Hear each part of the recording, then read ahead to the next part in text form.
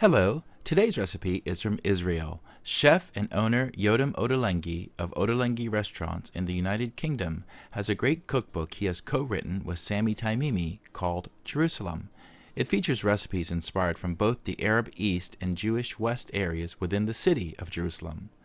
I'm going to show you how to make one of the standout recipes from the book, butternut squash and tahini spread.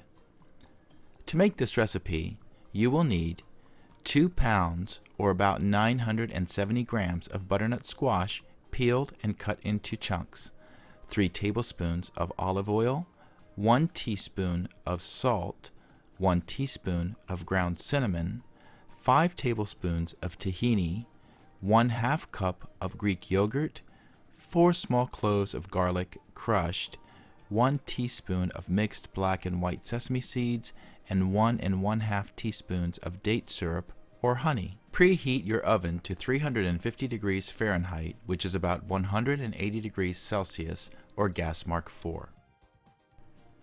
Line a baking sheet pan with foil.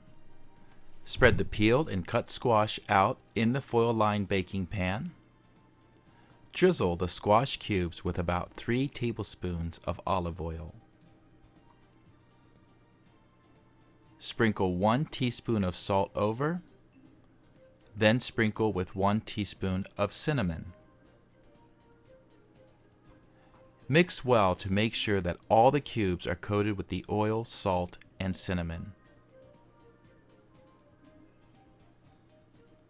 Now cover the pan with a second sheet of foil and crimp the sides to make sure that you keep the steam in as it bakes. Bake the squash cubes in the oven for about 60 minutes or until soft and tender. After about 60 minutes, remove from the oven and uncover the pan. You can use a fork to make sure that the butternut squash is tender. If it mashes easily, then it's done. You can do the next part easily by hand, but I like to use my food processor. Transfer the cooked butternut squash to a food processor. Once all of the cooked squash is in the processor, add the 1/2 cup of yogurt,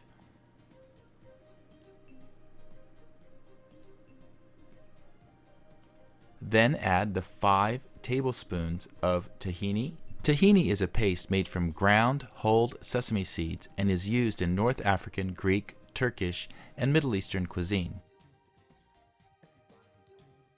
Add the 4 cloves of crushed garlic. You can add more or less depending on your taste. Now just pulse or process the squash mixture briefly to a smooth paste. The final consistency is completely up to you.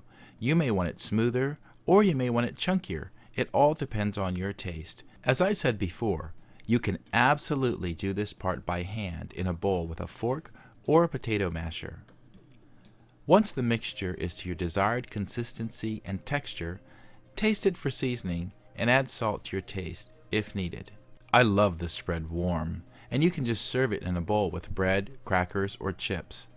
I like to serve it in a thin layer on a plate.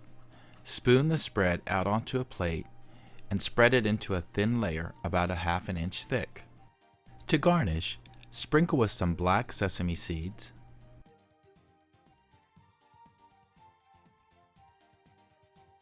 and then some white sesame seeds,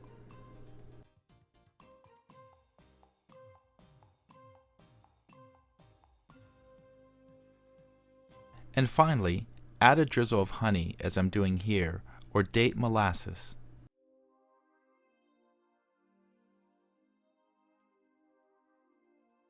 I also like to add a sprinkle of parsley for color.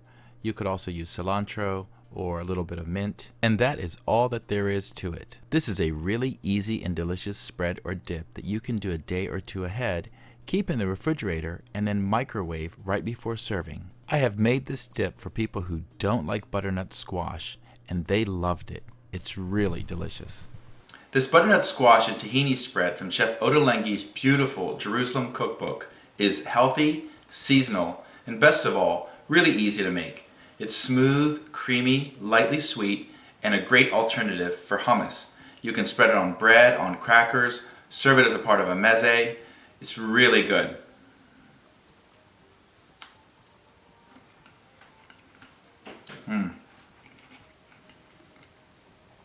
Really good, really smooth, really creamy. I hope you try it.